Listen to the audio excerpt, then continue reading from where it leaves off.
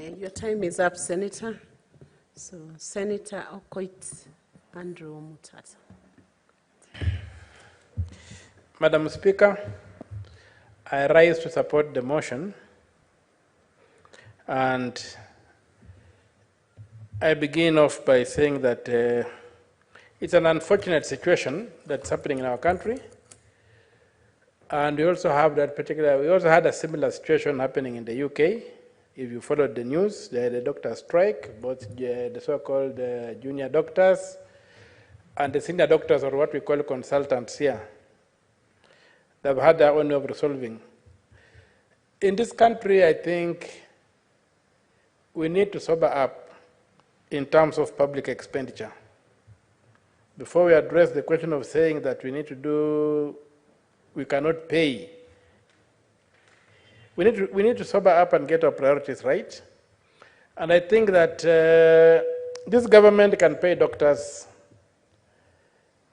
and even the past government could pay doctors if they disciplined the budget, if they eliminated corruption and wastefulness. Right now we have got a cabinet which is competing to show off the kind of watches they can wear, and we are told some go up to 30 million. We see people spending money like there's no problem. So when they come to say that there's no money to pay, how do you justify the push to recruit some CSS who have got no work to do according to the constitutional structure, but must come there? So the question of pay, I think, needs to be looked at. We need to rationalize how we use public funds. Number two, regarding the doctors issue, I would like to go back to the Constitution, the review-making process. The doctors and the prison officers and the teachers and the judiciary and even Parliament, for whatever reasons, pushed for commissions to take care of their interests, the human resource interests. Teachers got it, the judiciary got it, Parliament got it. Then I have the report of the committee of experts. There was an undertaking that was made that they would set up a National Health Commission. A National Health Commission to address the question of the pay of doctors, or to address the question of the people who are employed in the health sector. I think time has come for us to consider delivering on that promise or not. Let us form a national mechanism for hiring and rotating doctors. Because right now, when the doctors go to the counties, the chances for growth are not there, chances for study are not there, chances to do what are not there. It's just like you are consigning them to what some people call kaburi la sahau. So we need to do that. The other thing, we need to interrogate the Constitution very well. In the fourth schedule, did the people of Kenya really devolve health? And if they did they devolve both primary and secondary health?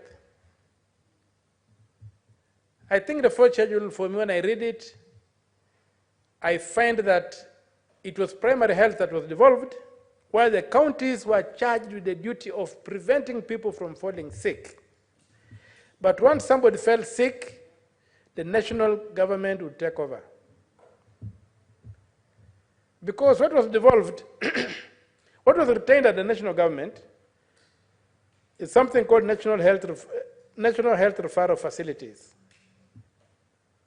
When we devolved, we considered them to be national hospitals or centers of excellence in Kenyatta and Moi referral.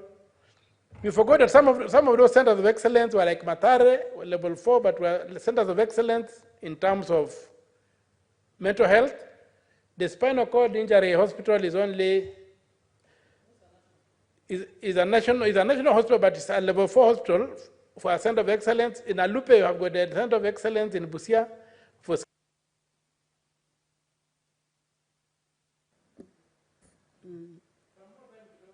Senator, 1 minute, one more minute. Thank you very much. So we need to go back and look at the architecture that the people of Kenya gave in terms of devolving or not devolving the health sector. And then we also need to make sure that the money follows what is devolved. Right now, I would expect the minister to come and tell us that this is the percentage of the budget for health, and this is what goes to counties. Because if you look at the bulk of the money remains in Nairobi, and that one cannot be accepted. We need to make sure that the money goes on the ground and the health facilities are viable and operational. As to the people who are dying because of the strike, the government should know that it can be sued for the duty of care and negligence. And they should not take this lightly. We might have to take the data of people who have died and to sue the government for compensation. Thank you, Madam Speaker.